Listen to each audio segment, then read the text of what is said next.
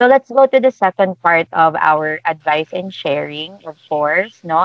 So given your experience from arriving in the US until now that you are working in your facility there in Arkansas, can you also give some helpful tips, no, to our candidates who are also hopeful, no, na ma-deploy sa US this year or until next year, no? So hopefully makapag-share ka ng mga helpful tips sa ating mga candidates. Okay, so ako kasi first timer ko din to na bilang magtrabaho abroad. So yung iba kasi baka may experience na nag-work abroad. Pero yung pinaka helpful tips talaga dito is habang nasa Pilipinas kayo, try to get more information about hunting apartment. And then after that, try mong makipag-communicate sa mga Filipino nurses na nandito sa state na pupuntahan mo kasi very helpful sila during your license endorsement. And especially, baka mamaya, yung isang Filipino doon is ka-hospital base mo pa. So, matutulungan ka niya pagdating sa sasakyan. So, ganon. And then, pagdating sa transportation, so dahil itry mo ding mag-search about sa mga Uber, sa Lyft, and then, kung may ino-offer yung mga like IAS or Advanced, i-digest mo muna. Try to understand first bago ka mag-sign ng mga documents. Tama. Kasi baka sa pupuntahan mo, ang public transportation parang Pilipinas lang, so baka hindi mo muna kailangan ng sasakyan. Kasi magsisave ka muna for your for 6 months. Ganun siya. Kasi yung sasakyan ko kasi nakuha ko siya after my 9 months here. So may mga Filipino akong nakausap na hatid sundo kami sa facility.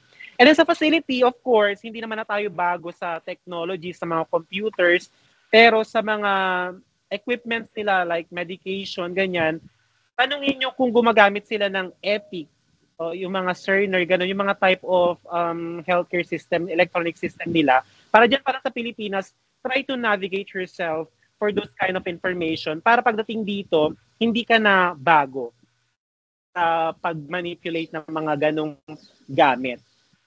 Ano pa, be friendly, tapos hindi lahat dito nakakapag-English. Yan ang hindi porke nasa Amerika, akala ko noon, at first, lahat sila dito nag-i-English, pero hindi pala.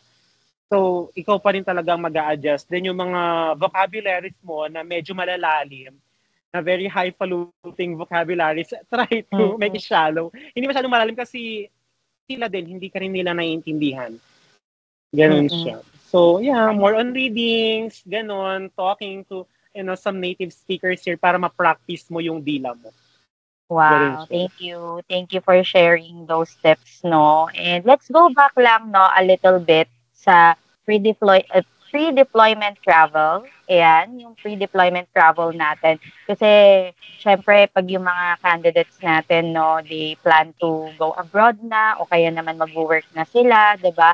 What do you think are the essentials to bring, no, from home country, and what should they buy upon arrival? Yun yung isang gusto nating malaman.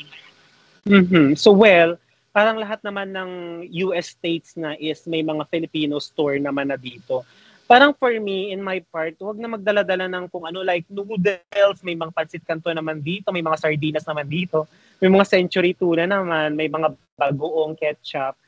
So para sa akin, ang i-focus mo na lang siguro na dalhin is gamit. For example, darating ka dito, let's say September. So, on that month kasi is winter na. For example, dito sa Arkansas, mag-winter na. Yun na lang i-focus mong dalhin. Yung mga pang-winter clothes mo. Wag na yung mga goods kasi may mabibili ka naman dito sa mabigat lang yan sa bag. Kasi yun talaga yung parang sa luggage mo. Kaya ang talagang isi-secure mo yung mga kailangan mong damit during the month na mag-arrive ka dito. Kasi yun yung very essential. Mga vitamins, medication, ganun. Pero when it comes to food, siguro mga konti lang. Pero may mga Filipino store na halos sa lahat ng US states, saka mas mura pa dito compared dyan sa Pilipinas. Oh, that's good. Thank you for that. And then, no? yung mga pasalubong pala, kunwari may mga friend kayo na ipasabay naman ako ng ganito, be very careful na lang kasi baka yan pa yung maging grounds mo para maging airport to airport. Baka ma-deport ka pa. Naku, Parang yun gano'n. lang. Doble ingat ng ating mga kababayan diyan.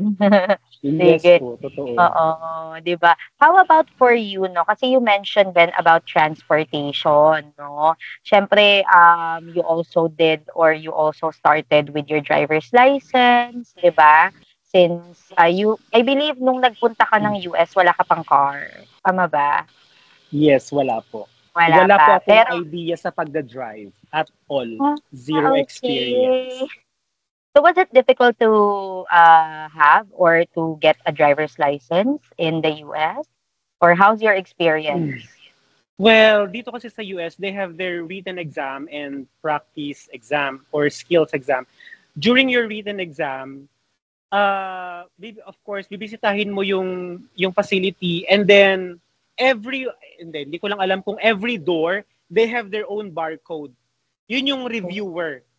So you just have to scan and then reviewin mo siya. Then if you are confident to take the written exam, pag naipasa mo siya, then pag naipasa mo siya, di okay na. Tapos magkakaroon ka ng permit, parang ganun, permit. And then after 1 month or whenever you're confident para mag-driving exam ka na, pwede na. So, Mm. ganun. Pag naipasa mo, di may driver's license ka na. Pero, yung exam ang mahirap kasi hindi katulad sa atin na na wala kasi tayong winter eh. Dito kasi may calculation eh. About sa winter, sa speed, sa mga icy, road, ganun. Pero nasa reviewer naman yun, i-scan lang nila yung mga reviewer nila sa yung mga barcode kasi yun na yung reviewer, sasabihin naman nila. Tapos i-make sure nyo na dalhin nyo yung green card nyo saka proof of residency sa state na pupuntahan nyo, yung real ID. I Good. see. That's Mhm. good, no? And also, since you started without a car there, no? Nung nagkaroon ka na ng car, no? How did it change your routine, no? Sa pag-alis-alis or Oh, pag-travel? no borders na yun. It makes me wild kasi dati tatawag ka pa sa Filipino, hi, punta tayo sa mga beach, Oo. ganun, sa mga nature. Dati tatawag ka pa, tapos pag hindi sila available, so nasa loob ka lang ng bahay. Pero True. pag may sasakyan ka na, wala na. So napagaan lahat, as in. Wala ka nang hinahabol na oras kasi yung bus, aalis siya ng 7 a.m. So dapat nandun ka na ng mga 5:30. Pero Mm. kapag may sasakyan ka na, wala, as in. Napaka-free, Oh, as in, sobrang gaan. Hindi siya luxury dito sa US, pero more sobrang on necessity convenience. mo siya. Oo, sobra. Parang wala, gumanang buhay mo. That's Blessings, parang nice. sasakyan dito. Very helpful. Oo. I see. That's nice, no? And also, ayan, for housing, tawag dito, nakapag-share ka din kanina, no, for housing. Ayan. And then you mentioned earlier na you talagang search, no, for housing beforehand pa, no? Pero how did you adapt to the new environment and community or the weather itself? Kasi kanina na-mention mo parang if ever winter ka dadating, ganyan, no? Ano Mhm. yung naging experience mo in adapting sa new environment mo? So, actually, yung katawan ko nahirapan siya mag-adjust dito sa US. Nagkasakit nga ako, nagkaroon ako ng flu. Tapos 1 linggo akong absent sa trabaho. Bali, yun nga, maging prepared ka lang kung darating ka dito ng winter. So, i-prepare mo yung sarili mo for vitamin C, mga medication for flu, lalo na pag may anak ka. And Mhm. then, yung adaptation dito, parang, tahimik lang sila dito sa US siguro.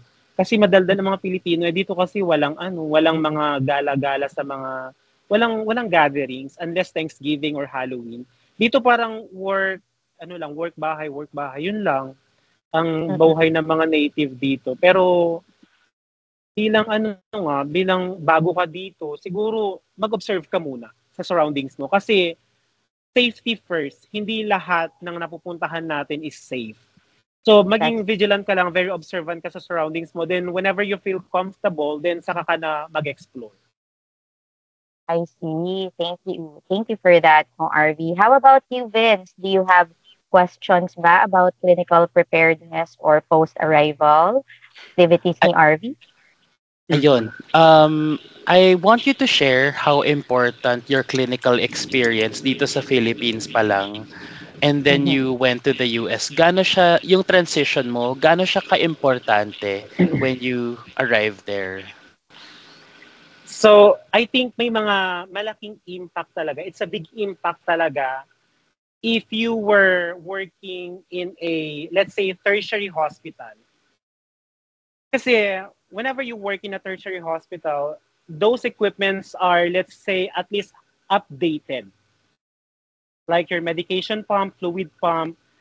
Because if you're going to compare na nagtrabaho ka sa, well, hindi ko naman ito nilalahat baka ma-offend yung iba dyan na nagtatrabaho sa government hospital na walang masyadong mga pump. Edge mo kasi yon. Magiging edge mo siya pagdating dito kung hindi ka na masyadong nangangapa sa mga equipments. Ganun. Kasi when I was working in De La Salle University Medical Center, yung mga gamit kasi namin doon medyo upgraded. So, nung nagpunta ako dito, hindi na ako naninibago sa paggamit ng glucometer, sa mga syringes, kasi we have the same, they call it apparatus, equipments. Ganun siya. Kaya kung bago ka pa lang, kung newly grad ka, and then kukuha ka ng experience mo, ano mo na, try to look for a better hospital na maganda yung mga facilities, yung mga equipments, ganun. Para pagdating mo dito, hindi ka na masyadong nag-a-adjust. Ganun Okay. siya. Very good. Very good tip. How about yung ano naman, 'di ba when you arrive there, of course, mag-isa ka. You had no one with you. Sino yung pinaka of help sa'yo? Who was the most helpful? You getting settled in your apartment, in the facility, and if there was any support provided by Health Carousel during that time? Yes. So, of course, nagkaroon ako dito ng arrival coordinator during my first land here in the US. And then kapag nakapag-adjust ka na, and then you have everything just like your car, and then if Health Carousel, agency reach you out para maging arrival ambassador, tumulong ka naman sa iba. Parang gano'n. Kasi meron akong arrival ambassador dito. Siya yung nag-tour sa akin sa state na pupuntahan mo. And then, to your facility, just be clingy to your clinical educator. Kasi sila yung source of information mo sa lahat. Hindi sa mga staff, kundi sa clinical educator. Kasi every hospital here in the US, every unit has their own clinical educator. Sila yung magbibigay sa'yo ng information like endorsement, lacking documents, needs for improvements, parang ganun. Kasi sila lahat sila yung magiging boss mo. And then, kapag tapos ka na sa orientation period mo, saka na nakikisama sa mga staff sa unit. Ganun siya. Wow. Nice. Basta pag Good nandun na help. sila sa facility, sabihin lang nila, who is my clinical educator? So, yun lang. Tapos siya na i-best friend mo. Hanggang sa matapos yung orientation phase mo, hanggang sa matapos yung orientation period. And then after orientation period, kasi hindi mo na siya kasama, that's the time na makipag-clingy ka na rin sa mga staff. Huwag sa mga bata, sa matatanda ka makipag-clingy kasi sila yung mga may experience. Kasi kaedad ko lang yung iba Kasi mostly talaga sa lahat ng Filipina dito, baka may mga nakikinig. Ano talaga, as in tayo, when it comes to skills, parang ano na lang sa atin siya, parang wala na lang. Kasi sila here, iba yung practice nila when it comes to skills. Sa atin kasi, as nursing student pa lang, sa skills pa lang, ano na tayo, nag-IV, nag-NGT, nag-OGT. Sila dito, first time pa lang nilang magagawa yan sa pag nakuha na nila yung USRN license nila. Hindi nila pwedeng gawin yan during school days. Pero may mga mannequin sila na parang totoo. Pero iba pa rin talaga yung katawan na nag-insert ka ng swero, nag-NGT, nag-OGT, nag-catheter. Sila dito, yung skills nila, mag-start pa lang yan during their practice na. Yung talagang real practice sa hospital. Wow. Ganun pala, no? Ganun pala, no? Good to know. That's the difference pala between the Philippines and the US. At least ikaw yes. hasang-hasa. Pagdating namin dito yung mga IV insertion, nasya-shock sila. Siguro, isa pa yan sa nakapag-contribute to my Daisy Award kasi yung sa IV insertion. Kasi nakatatlong beses na sila, pero pagdating sa'yo, isang shoot lang, naseruhan mo na. Nakakahiya mo sabihin, pero ganun talaga. As in. Sobrang galing. Nung pinakita mo doon, parang naano sila doon. Wow, paano yun? Na-save sila. Tapos may mga gamit pa sila dito na like let's say mga vein viewer, naka-ultrasound, pero pagdating sa mga Filipino nurses, ano lang, kapa, yung mga naka-anatomical position lang, yung ganon, shoot na. Okay. Basta sila dito may etchos, madami silang etchos dito. Pinapadali nila yung buhay nila, no? Samantala yung mga Pilipino talagang learn the hard way ng mga Pinoy. Oo.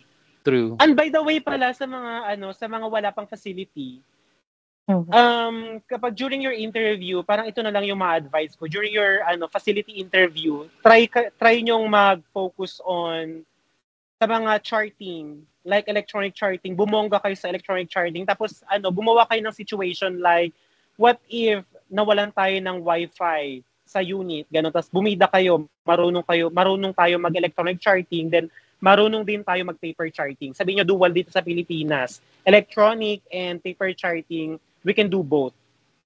Ganon.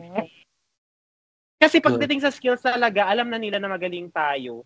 Pero sa charting kasi, sa paggamit ng computer, parang feeling nila hindi tayo marunong. Kaya bumida tayo ng bumida pagdating sa mga charting.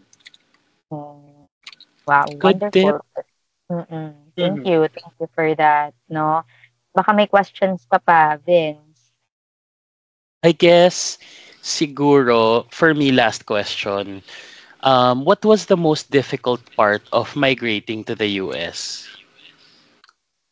Well, yung expectation ko.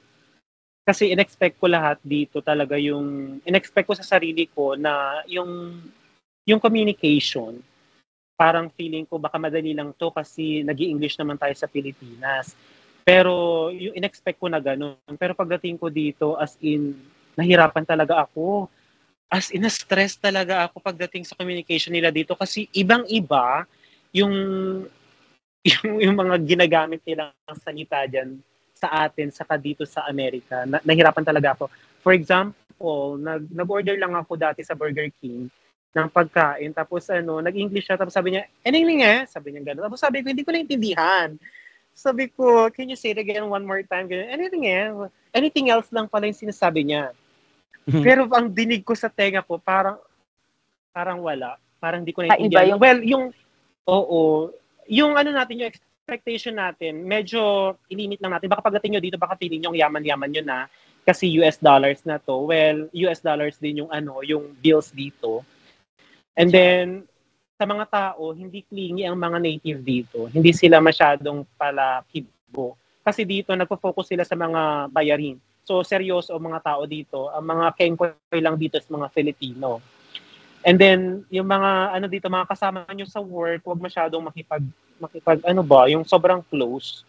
Kasi baka, alam kasi nila na immigrant kayo, baka ma-take advantage kayo dito ng hindi nyo siya namamalayan. That's a good piece of advice, for our candidates who are also preparing, setting of expectations, for them about living in the US as well. So thank you for that, RV, And anything else, Vince? I guess siguro before we end, I'd like to ask you, sana, any last pieces of advice that you would like to tell our candidates who are still here in the Philippines processing, waiting, affected by retrogression, wala pang facility, etc. Any tips? Okay. Sa mga wala pang facility, guys, ako na yung nagsasabi sa inyo, every hospital dito sa US, kailangan talaga ng nurses. Hindi yung parang napabayaan na yung case nyo, hindi na kayo pinapansin ng supervisor nyo, dyan sa Pilipinas. Ang hinihintay lang talaga dito sa Amerika, sobrang kulang ng nurses dito. Kaya sa facility, walang problema. And then during your retrogression, feeling ko yan na yung moment nyo sa family nyo, mag-get together kayo. Kasi once you get here in the US, napakahirap na ng umuwi sa Pilipinas. Do kahit may pera ka, pero manghihinayang ka kasi sa kikitain mo. Ganun, so ano lang, prepare nyo lang yung sarili nyo dyan. Yung mga kamag-anak nyo, mag-get together kayo, mag-banding kayo hanggat gusto nyo. And then, ang pinaka-tips ko is yung pagdating sa knowledge nyo about nursing. Kasi baka yung iba dyan, graduate na 10 years ago. So, make yourself updated when it comes to practice, lalo na sa nursing. Kasi dito sa US, hindi pwede dito ang mali-mali. Hindi pwede ka magkamali, pero may consequence na agad yun. So, kung yung supervisor nyo, nagbibigay sila ng mga helpful tips like reviewer, mag-invest kayo ng time. Mag-training kayo, mag-practice kayo, lahat gawin nyo. Para pagdating nyo dito, well-prepared na kayo. Ganun po. Okay, thank you for sharing. I'm sure magiging helpful yung tips na yan because those are the usual questions ng candidates natin, di ba? That's What right. what we do, paano bang gagawin while waiting for our application to progress. So good that you've shed light on that topic, RV. Mm-mm. Anyway, before we end, gusto ko lang mag-thank you. Thank you so much. It's such an honor to talk with you today and get to know you a little bit. And I'm sure helpful lahat ng mga tips and advice mo for all our candidates here at Health Carousel Philippines. Thank you. It's such an honor. And last chance pala, baka may mga made-deploy dito sa Arkansas. Kasi every time na may nade-deploy dito, ako na yung nagpa-process ng license endorsement nila. Yung sasakyan ko na yung ginagamit nila for driving skills. Ako na yung nagtutour sa kanila dito around Arkansas. So, yung reviewer ko for DMV, yung parang LTO sa atin, binibigay ko na sa kanila for free. Baka meron dyan sa inyo na made-deploy sa Arkansas, feel free to message me. Wow. Thank you, Yeah, RV. kasi as payback na rin, kasi yung Health Carousel kasi talaga, sila talaga yung tumulong sa akin dito. Never ako nagkaroon ng issue. As in, when it comes to financial preparation and everything, sila talaga yung naging support ko dito. Kaya as payback, kasi maganda naman yung situation ko dito, tumutulong na rin ako sa iba. Maski hindi nga taga Health Carousel yung mga taga ibang agency dito, ako na rin yung nagpa-process. Wow, that's Mhm. good. God bless Sana ganun you. din sila. Pagdating nila sa Amerika, tapos Sana. pag well-settled na sila, pag suited na sila dito, sana tumulong din sila sa iba. Mag-give back naman, no? Yung mga Yes, that's naranasan true. nila. Wow. Thank you, Mhm. RV, for sharing everything. Actually, me and Vince also learned a lot, no? Hearing your stories and advice na at least mabibigay din namin, no, na advice or marirelay namin sa mga sarili-sarili naming candidates. So, thank you so much for that one.